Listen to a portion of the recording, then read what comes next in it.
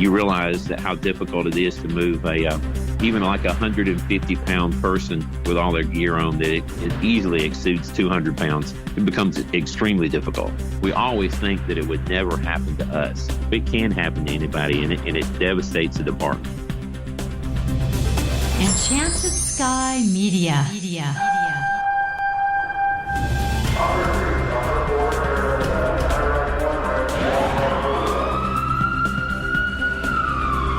From the Federal Resources Studio, this is Code 3, the Firefighters podcast, hosted by award-winning journalist Scott Orr. Code 3 features interviews with leading members of the fire service, discussing firefighting strategy, tactics, and other topics you need to know more about. Now, here's Scott.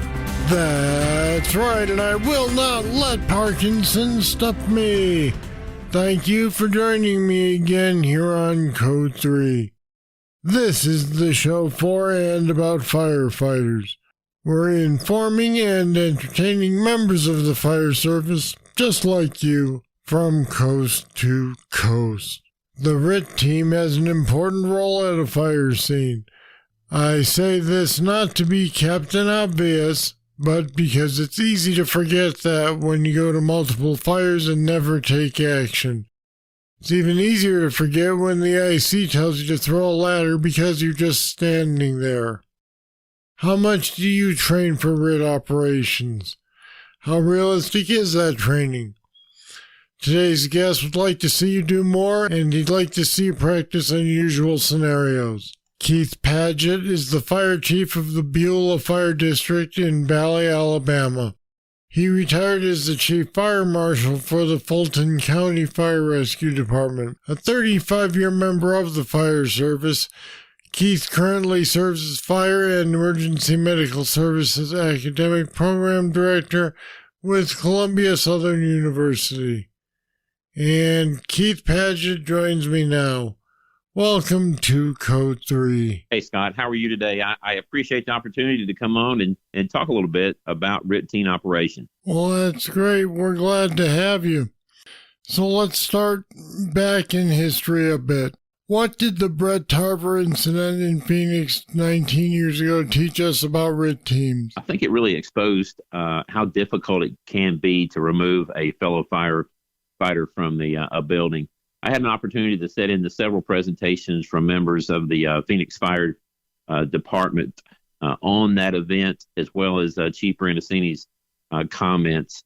And through the removal of Brett from the building, they realized that they were having a difficult time of actually finding him, grabbing hold of him, or removing him from the building. Bruno told us that through the process, they actually had to pull his gear off of him. It was an extremely difficult process, and I think that's vital today for people to understand that they need to practice this event, and if it ever happens in their department.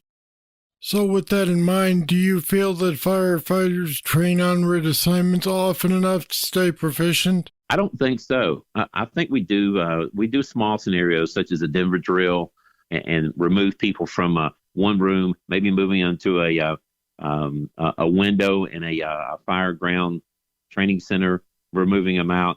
You know, I wrote the article that appeared in Fire Rescue 1 saying, you know, take time to start off in how to package a patient, how to use your drag device in your gear in the convenient location of the bay, and then move to in maybe an interior of the training center, or maybe even the firehouse, down a hallway or out of a bunk room or up and down stairs. And it's easily and quickly, you realize that how difficult it is to move even like 150-pound person with all their gear on, that it easily exceeds 200 pounds. It becomes extremely difficult. Right, and in the case of Brett Tarver, for example, he was in a mess of structural elements and shelving, so he wasn't just out in the open where it would be easy to drag him. With that in mind, what other kinds of training should people be doing? As I mentioned, the drag rescue device that's in the back of just about every new turnout gear, bunker gear that we purchase today, become very familiar with that. And then maybe the axe or halogen that can be placed through that, or webbing, or a small section of rope. and utilize how to package. There are several different areas that you can package a firefighter to get them to move them out of the building. Just getting the great visibility, one individual, maybe just dressed in their turnout gear, and then show how to package that person and repeat it over and over. So it becomes second nature, because as well as I, if you're inside a one-story residential structure, with zero visibility, trying to package someone and move them out of there is going to be extremely difficult. Now, have you been in the situation where you've seen an IC look over at a RIT team, think they're not really doing anything, and ask them to help out with the firefighting? I think that's a really good question. That's easy because we still consider them as a resource, and we always think that it would never happen to us. So we want to use that. Say if they wanted to ladder a building, that incident commander could reach over there and easily grab the RIT team and deploy them into another assignment, or a backup line, or a search and rescue team. And it's extremely difficult to just have one or two or more firefighters standing prepared to perform a rescue that hopefully will never happen. So it's difficult to not be able to utilize that resource. Well, I've spoken to some folks who've said that asking them to do something simple like throwing a ladder is not really a problem, but I'm curious how you feel about that. And that's a good question, because if you do allow them to leave their assigned location and begin to move around the fire ground, as well as I, the difficulty of retrieving them back to that location, whether it's a command post or a place that they're staged. Communication is vital. If you did that, I think if they went to throw a ladder against let's just say the B or D side of the structure, you would have to have them go take care of that task and immediately report back to the command post and let the incident commander know that they're available for another assignment. But of course, as soon as you start asking them to do one task, another one comes up that they seem to be available for. And my question is, aren't we putting firefighters at risk if we use these guys when they really ought to be standing ready at all times? I believe so. I concur with you. I think they should be dedicated. If you're going to form a RIT team, they should be prepared, trained, and ready to be available to respond if there's a need. I've had the opportunity of serving on a RIT team, as well as having work under me as a incident commander, and sometimes it's difficult for those members to serve in that position because they want to be actively involved in the extinguishment or a search and rescue team. So and they feel like they're not being utilized. So it has to be a buy-in from all members of the organization, of the department, to realize how vitally important the RIT team is and the role it plays on the fire ground. I'll be back with more right after this. Federal Resources is a mission-critical solutions provider with only one goal: to empower and prepare the first responder for any threat, at home or abroad, that they are called on to respond to. Your mission is to protect and defend. Our mission is to make sure you're equipped with the knowledge and training on response techniques to current threats. We'll make sure you know the latest innovations in technology to ensure mission success every time. You look out for everyone else. Let us look out for you. Learn more at federalresources.com.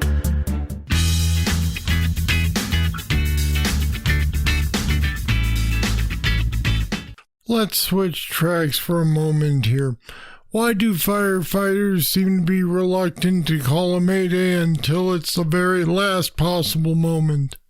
Scott, that's something that we kind of almost joke about in my department now, because a firefighter doesn't want to be recognized as the person that had to be rescued. They want to be the person that rescues someone. So as I tell my members, I said, if you get turned around, if you get lost, if you get disoriented, don't hesitate to key up the radio, and you don't have to call a big mayday over the radio. Just call the incident commander and say, hey, look, I'm on the second floor. I'm disoriented. I might need some help, and then we'll send somebody.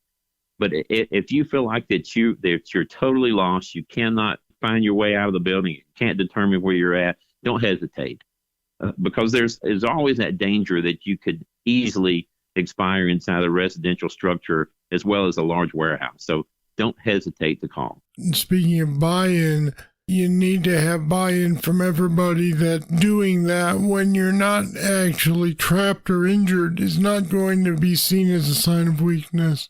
That the IC isn't going to say, don't let that happen again. That's right. That's right. You know, and like I said, the buy-in comes from the members of the organization. If all of them have been at some point in their career inside, even if it was in training, they get disoriented and they're a little embarrassed. We gotta throw it out there. A little embarrassed to say that they got lost inside the building. If they get lost a couple of times and have to call a Mayday, there might be some training involved to kind of fix that or address that issue. But if they're turned around, they shouldn't be hesitant at all to reach out, just to say on the radio, you know, practice there if it's lunar or something else, just to make sure that they're they realize that they're in danger and they shouldn't be embarrassed or scared to let somebody know. Turning back to the RIT team now, what kinds of problems do RIT teams face if a firefighter falls down through a floor? You know, years ago, I was a division chief, and I was a safety chief that went to different alarms in our department. And I showed up one night. The humidity that evening was extremely thick, heavy, high percentage. So the smoke was right on the ground, and it was difficult to even see around the structure. I showed up, made a 360 of the one. It was a one-story residential. Came back to the front of the building, and there was an attack line making an attempt to go in the front door. And when I got back around to the front, I let them know that there was a significant amount of fire in the basement. And I said, you know, I would not advance that line in the front door. And within moments, that floor collapsed, and they were not inside. But however, if they had been, there's opportunities to either utilize the hose line to protect them, or even allow them to grab hold of a hose line that's been looped around to pull them back out of the lower elevation of the floor. Right, but I think you're looking at a nightmare situation if somebody drops through a floor and is knocked unconscious because they can't help themselves at all at that point. Absolutely. I think that's an opportunity for us to practice again. If you have access to maybe an acquired structure, to go to the second floor, open up a hole and practice of lowering a ladder, a short ladder, or a roof ladder down into that opening and simulating that basement rescue. Because as you know, someone falling down in there would be that nightmare, and you would have to get them out as quick as possible, because there would be a large amount of volume of fire in the basement or in that first or second floor. So they need to be pulled out of there as quick as possible. Considering all the things that can go wrong, why do you suppose it is that most departments don't place a high priority on RIT training? I think it goes back to they believe it just won't happen to us. They feel confident in their ability to operate on the fire ground, and then they read about it on major news scenes or some of the email feeds, but they truly just don't believe it will happen to us. And I know that it can happen. It happened in my old department in Fulton County. We lost a member in a two-story with a full basement on Memorial Day in the late 2000s. So it can happen to anybody, and it devastates the department. You know, I think that there's something to be said about the attitude that people get when they watch some of these YouTube videos. Oh man, he screwed up. We'd never make that mistake. That's true. That's true. Because again, like I said, people think that they're above that. It's easy to make a mistake if you don't train all the time. That can happen, and even it happens to the best of us. So I encourage everyone to practice with RIT team, deploying RIT team, good communication skills, understanding fire behavior, building construction, reading smoke. There's a lot that comes into play. So it needs to be repetitive training every week if possible. If it's a career department, it should be every shift. If it's a volunteer or a combination department, have at least one training night a week that you cover some of these issues. All right, Keith Padgett, thanks for talking with me today on Code 3. Scott, I can't thank you enough. If I can be any of assistance, please reach out to me, and I'll be glad to come back and talk at any time. And we put some more information about what RIT teams should know on our website, code3podcast.com/rescue team. Check it out. Now, time for trivia. What temperature rating does a glass bulb sprinkler with a blue bulb have? I'll have the answer right after this. If you like Code 3, you'll love the Code 3 Bull Session. It's more discussion with our guests on any topic. Sometimes it's serious. Sometimes it's not so serious. But it's only available to patrons of Code 3. Find out what you've been missing. Go to code3podcast.com/support. Pledge just $10 a month to support Code 3, and you'll get immediate access to all the Bull Sessions in our library and future interviews as we post them. Become a patron today, support the show, and get access to the Code 3 Bull Sessions. Now here's the trivia answer. In glass bulb sprinklers, a blue bulb means it has a temperature rating of 250 to 300 degrees Fahrenheit. All right, that's it. That's all for this edition of Code 3. Love to hear what you think of the show. Just email me, scott@code3podcast.com. Thank you for listening. I'll be back next time with more. I hope you'll join me. I'm Scott Orr, and until then, stay safe. Code 3 is made possible through the generous support of Federal Resources. Visit them at federalresources.com. This show is a production of Enchanted Sky Media. To contact us, get more information on today's show, or to subscribe to the podcast, go to code3podcast.com.